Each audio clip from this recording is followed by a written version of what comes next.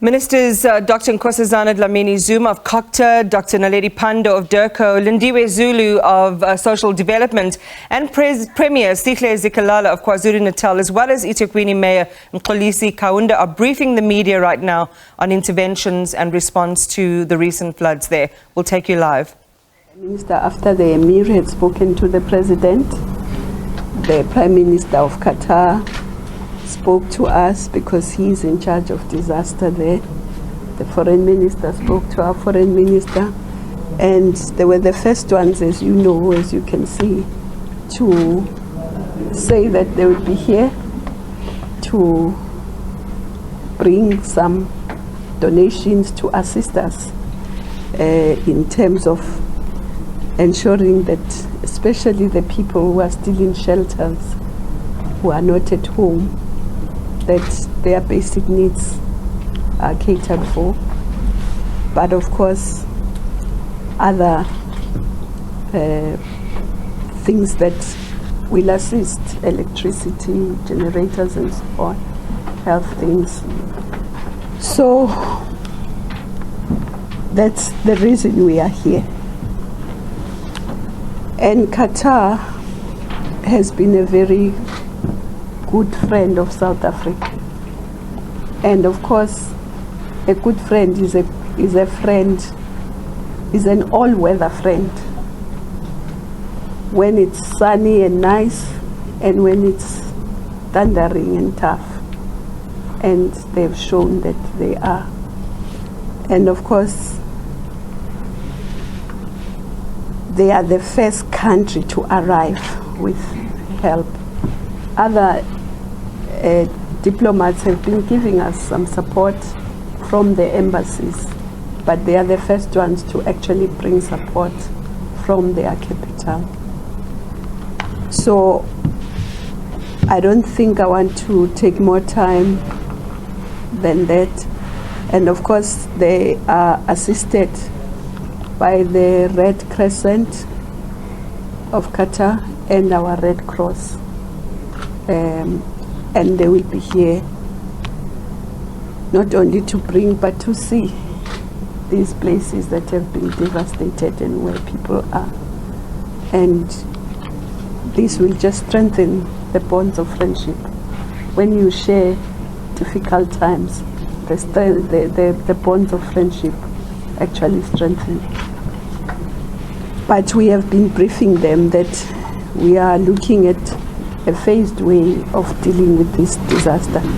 First, the humanitarian support to ensure that people who are displaced and who are homeless have their basic needs and they have a roof over their heads. But obviously we can't keep people in shelters forever. So we've started, though slowly, but we've started moving some of them to temporary residential units. And why it's a bit slow, it's because we need to get new land to put them, because we can't put them on the floodplains where their houses were washed away by the floods. We can't put them on those hills where there are mudslides. So we need to find land which is safe and secure, so that if another flood comes, we don't experience exactly the same thing. We know that because of climate change, South Africa will be roughly divided into two. The eastern part will be wetter with frequent floods. The western part will be drier with frequent droughts. So we need to prepare for those and make sure that when we rebuild, we build better, we build in a more sustainable, resilient way, so that people can be secure even when there are floods in their new places. So that's why the movement to the temporary residential units is slower, because we have to keep identifying new land. That's the second phase of moving them. But of course, you know, there's lots of infrastructure that was destroyed, including the factories. There are factories that still are not yet operating, and those factories contribute a lot to the budget, to the finances of eThekwini. They actually contribute more than 450 million a month in rates and taxes. So when they are closed, it means the city is also suffering. So there needs to be that phase also needs to be speeded up. We are planning to actually come and also visit those areas because, as you know, the president came, but he couldn't visit the places because he was also opening the conference. So we hope that we can visit them, even if it's ministers, just so that we see for ourselves the exact damage. So that's really, in short, why we are here, and we'll forever be grateful to our, he said brotherly country, I'm going to say sisterly country. Okay, thank you very much. Thank you very much, Honourable Minister. We have just a message from the Honourable Minister of International Relations. Well, thank you very much. And thank you, Minister Dlamini-Zuma, for setting out the reasons for our presence here. The colleagues in the media, good evening. Many of you would be aware that we've been having an interesting debate in South Africa about donating humanitarian support to other countries. Well, I hope today you are seeing a real example of international collaboration and solidarity through the support that the people and government of Qatar are giving to the people of the province of KwaZulu-Natal to assist following a disaster. When friends have troubles, other friends step in to assist. Countries do not live in isolation. This is part of human international solidarity. Just as South Africa, during its struggle for freedom, sought solidarity from the international community, so must South Africa, when others need help, be ready to lend a helping hand. And so what we are experiencing today is true international friendship from the people and government of Qatar. And we're most excited because this is an expansion of a relationship that has existed over a number of years. It's not the first of the partnerships we've had with Qatar. The ambassador and myself have worked closely on a number of education initiatives. They also provide support within the health sector. And so the government of Qatar is absolutely committed to ensuring that it plays its role in the international community and observes all the prescripts related to what we call both South-South, but also international solidarity. So we really welcome this massive donation. I didn't know what an M16 military aeroplane was. I now do. A fairly significant machine, able to carry a very large amount of cargo. And I'm sure that those tents, that water, those foods will be well utilized in the areas of need in the province. And thus we do thank the government through His Excellency Ambassador Al-Ansari and the colleagues from the Red Crescent Society for the assistance that they're giving to us. I am particularly excited at the fact that a team will be in KwaZulu-Natal for just over 2 weeks. I think this is incredibly important. So it's not just bringing an aeroplane load of humanitarian aid, it's also carrying out an assessment of what the needs on the ground are, what further support might be needed or rendered by the state of Qatar to the Republic of South Africa. So we welcome those colleagues who are on the ground, and I hope you in the media who are based in Natal will support them and be with them to ensure that they do get an opportunity to have a true sense of the pulse of the challenge that is confronting the province as well as our provincial and national government in ensuring that we rebuild and build back better, as Minister Dlamini-Zuma said, and ensure that our people have a greater sense of security.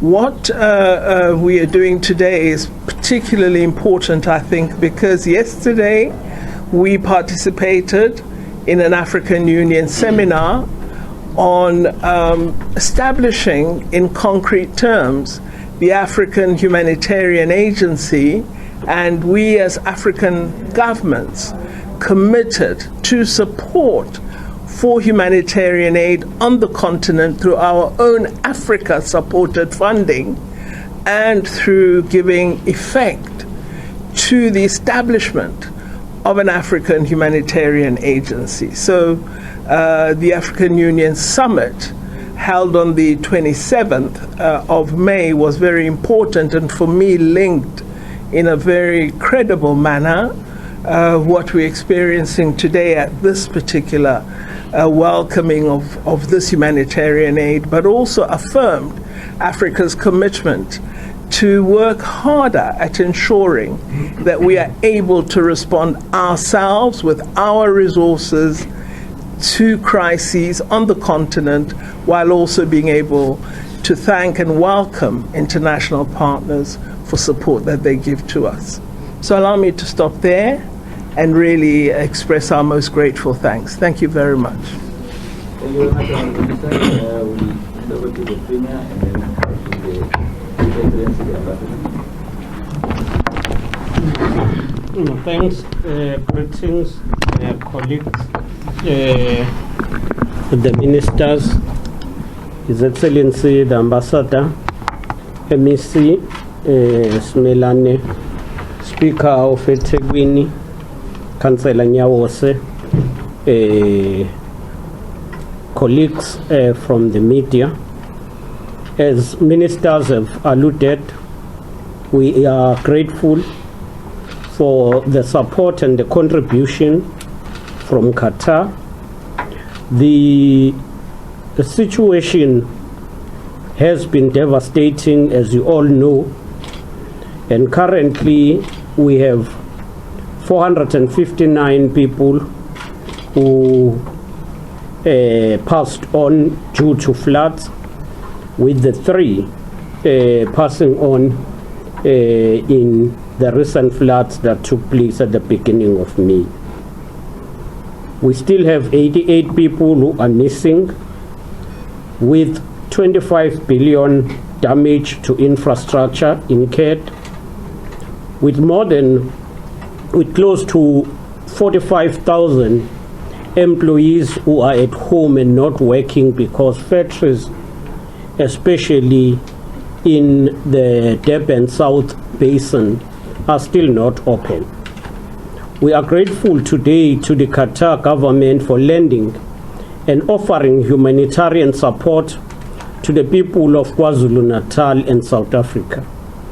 The fact of this friendship and this humanitarian support warms our heart as the people of KwaZulu-Natal.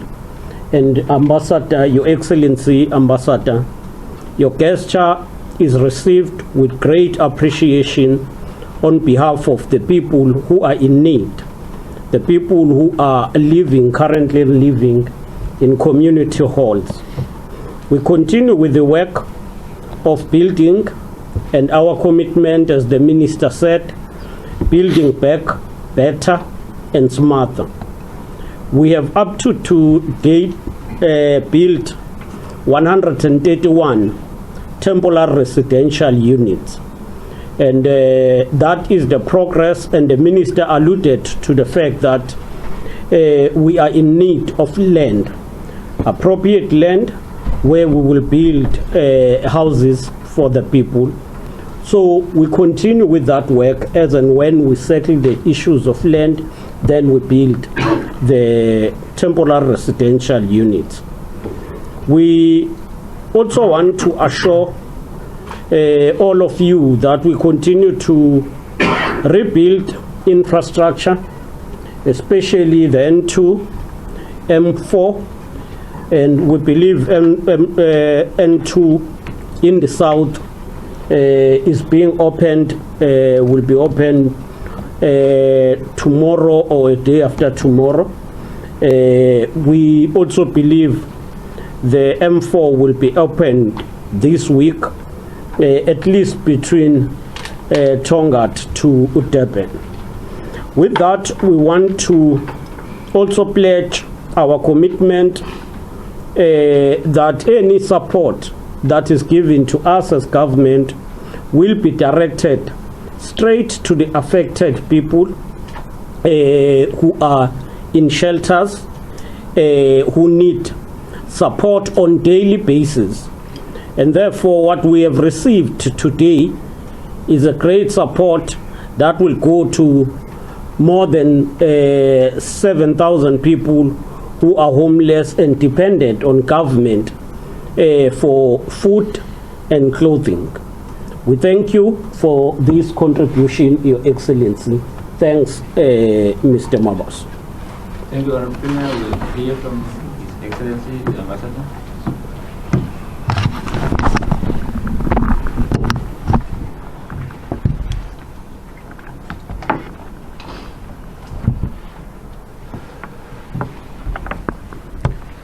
Well, thank you. Good evening, everybody. I think everything has been said. All I need to do is just to endorse the statements.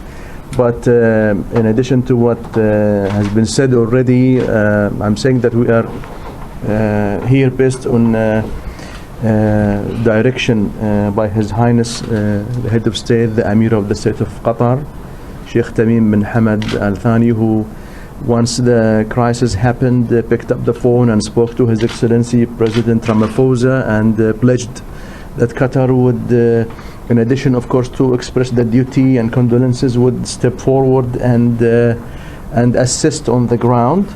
And in the same time, also, His Excellency the Prime Minister of the State of Qatar spoke to you, Minister Dlamini-Zuma, and my boss, His Excellency the Deputy Prime Minister and Foreign Minister, also spoke to Her Excellency the Foreign Minister of South Africa, Dr. Pandor, and then which means the political decision was made that Qatar will support South Africa, and that's what we are implementing today.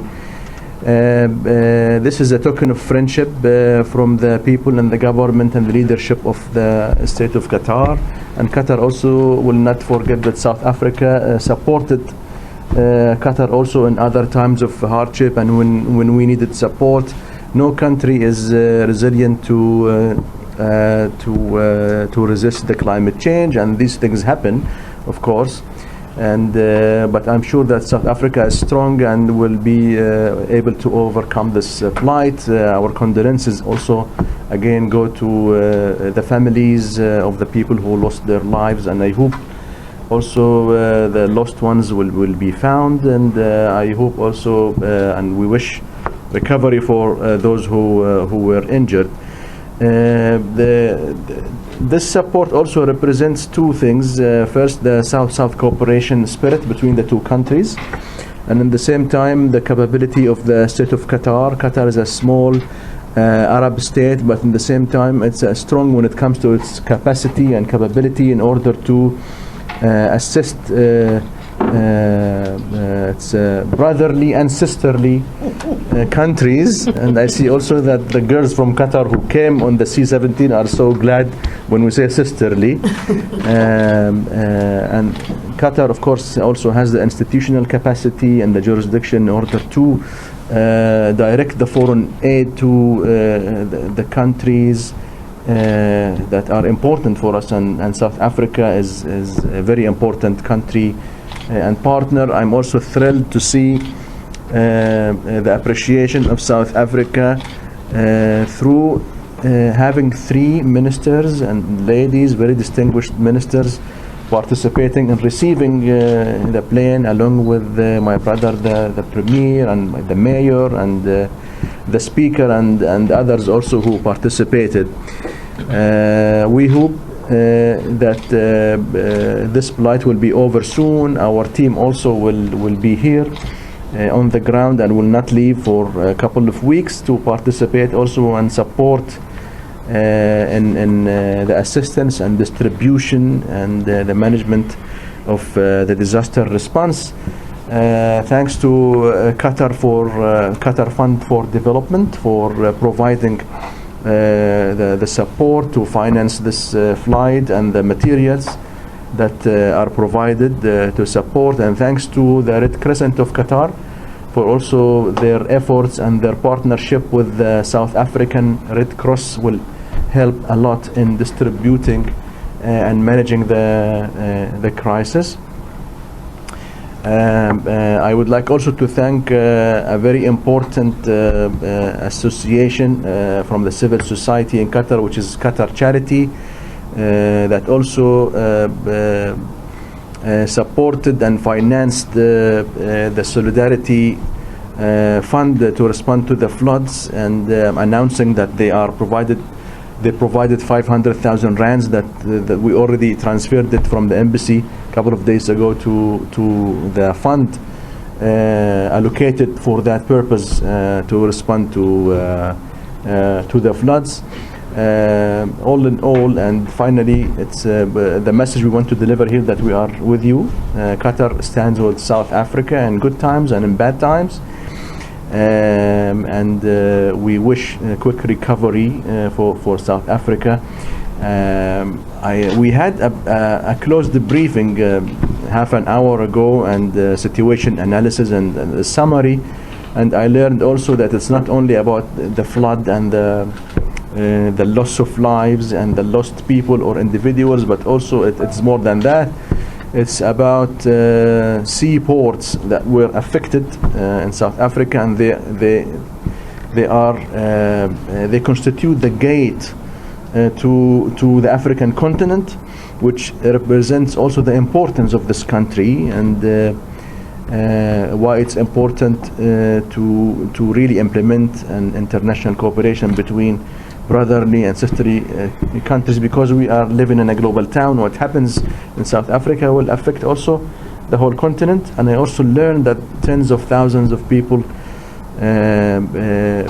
jobs were affected, and it shows that the importance of exerting speedy efforts in order to respond to this disaster. Well, I'll stop here, and if there are any questions or requests for comments, I'm happy to do so. Thank you very much, Your Excellency. Can we quickly take questions here? Then we'll have responses on the voting plan from eThekwini and KZN and Floods. Any other questions, please? We're only going to have one round of plans. You said? Yeah, next. Any other hand? I think we've got two in that order. You know the protocol.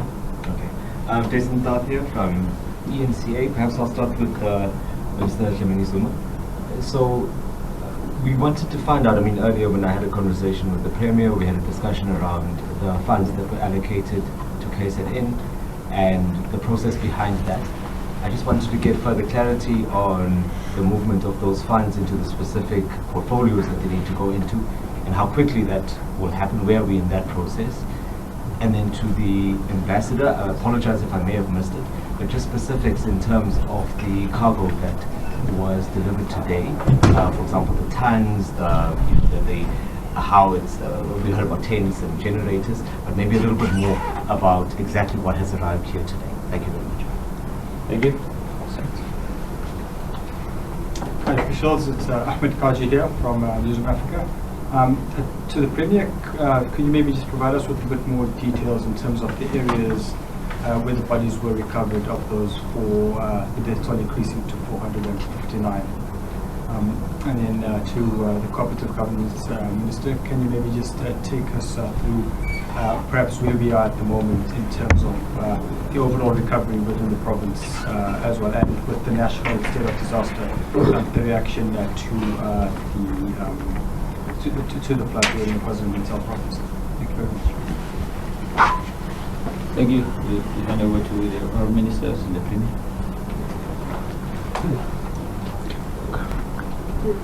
Yes, well, we can start here. Well, in terms of the bodies that have been found so far, they are in eThekwini, around Durban areas. Then there are 3 that passed on during the recent floods, and those are of a person who was found in Inanda area, and the 2 municipal officials who passed on here near Veralem Ogunjini. So that then takes the number to add to 448 that we used to report, and the number now is 459. Of course, we continue to, the search and rescue team continues to work, trying to assist families who are still looking for their loved ones. Thank you. Yeah, you asked about specifics of the cargo. Well, I am the ambassador here, so I wasn't there with them when they loaded the plane, but I took a quick look at the list, and I saw hundreds of tents. I saw generators, I saw ventilators, and I saw water purifiers. I saw track suits and clothes, blankets, and we focused a lot on the generators also and the tents because of the lack of housing now. So the tent size is like 4 by 6 meters, which means in times of emergency it can accommodate a family. So that's in general. But it's a C-17 military plane. It's the largest when it comes to the military cargo, so you can assess the amount of equipment and materials. And I hope that very soon our team will work in delivering and distributing the assistance to the receivers. Thank you.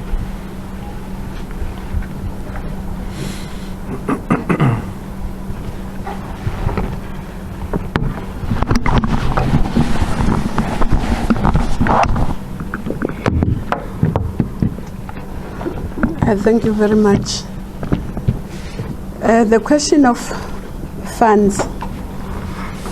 When there is a disaster, each department is supposed to reprioritize its funds to ensure that it takes care of that disaster, and also submit plans for further funds.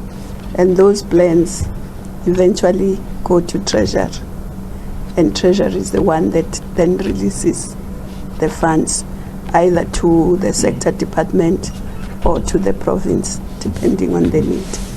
The urgent need, obviously, for now is in terms of infrastructure. So the water infrastructure, the electricity infrastructure, but more importantly, the housing for the people who are in shelters, because we don't want to keep the people in shelters for too long. And that's why there's already work going on. More than 100 temporary units have been built, and more are going to be built.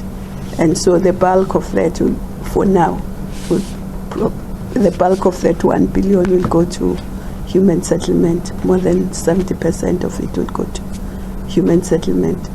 But as you know, the other thing was that if you look at the N2, people who don't ordinarily use the N2 were forced to use the N2 because the M4 wasn't working.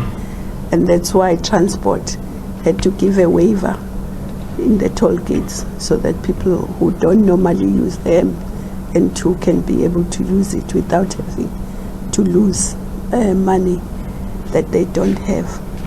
So the city is also involved. So it's not just one department, but you saw how quickly they tried to deal with the Bayhead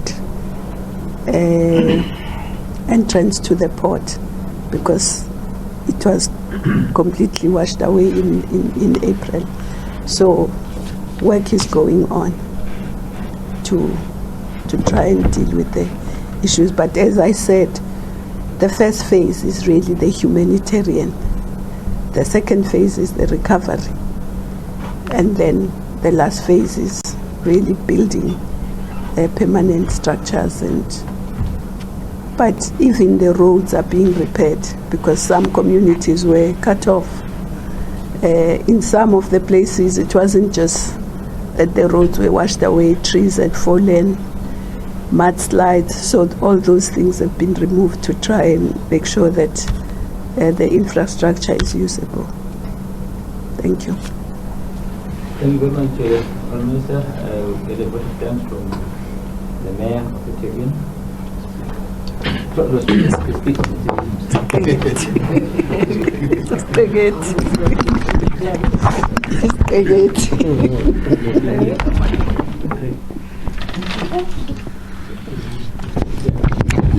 Thank you very much, Mr. Mambasu.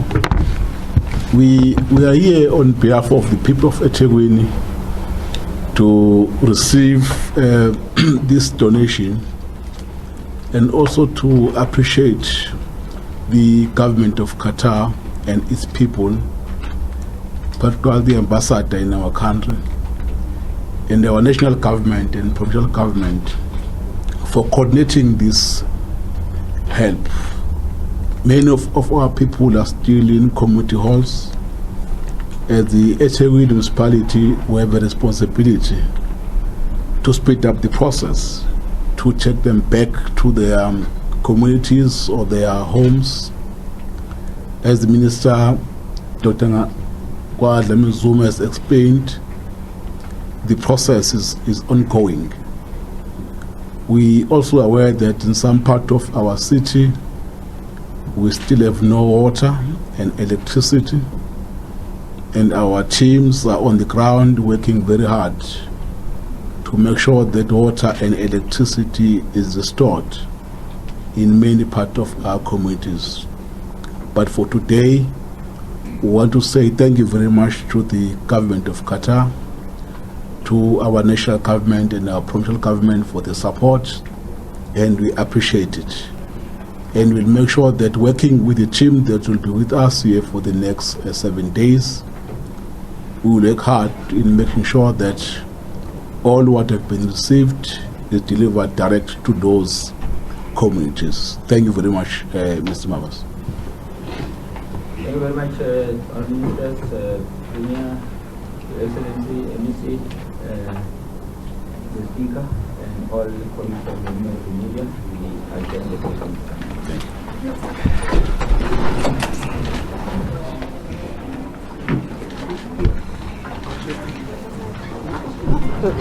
Thank you both.